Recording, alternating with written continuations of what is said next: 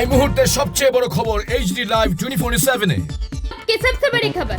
Breaking news now on HD Live 24/7. আপনারা দেখছেন AGT Live 24/7। নরক তঙ্গ AGT Live 24/7।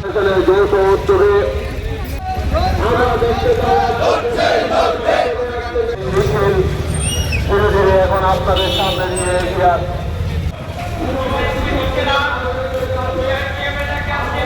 আজকের যুব মিছিলে দলে দলে যোগ দেন। রাজ্যে আইনের শাসন ফিরিয়ে আনতে আজকের বন্ধুরা দর্শিত পুলিশ প্রশাসন নীরব কেন? জবাব চাই, জবাব দাও। ওয়ালানবর্তী দেশাই ফিরিয়ে আনতে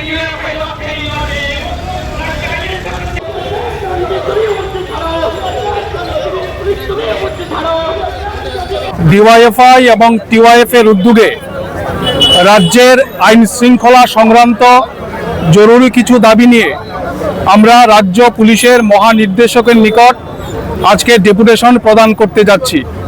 আমরা লক্ষ্য করছি বিজেপির শাসনে বিগত 8 বছর যাবৎ আমাদের রাজ্যে আইনের শাসন সম্পূর্ণভাবে উধাও, মানুষের গণতান্ত্রিক অধিকারকে হরণ করা হয়েছে।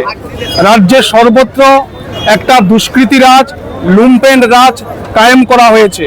প্রতিদিন চুরি ছিনতাইয়ের মতো ঘটনা আমাদের রাজ্যে বাড়ছে।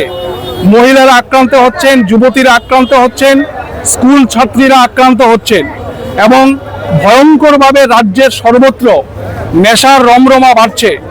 নেশা কারবারিরা অবাধে রাজ্যের সব জায়গায় এই নেশা সামগ্রী ছড়িয়ে দিচ্ছেন। পুলিশ যে ধরনের ভূমিকা গ্রহণ করে রাজ্যে আইনের শাসন প্রতিষ্ঠা করার কথা, সেই দিক থেকে আমরা পুলিশের উদাসীনতা লক্ষ্য করতে পারছি।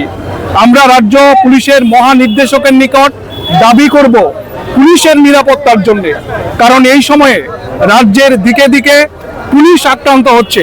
গত কয়েকদিন আগে বরতলায় একজন ট্রাফিক অফিসারকে দুর্বৃত্তরা, সমাজ বিরোধীরা অপহরণ করে নিয়ে গেল।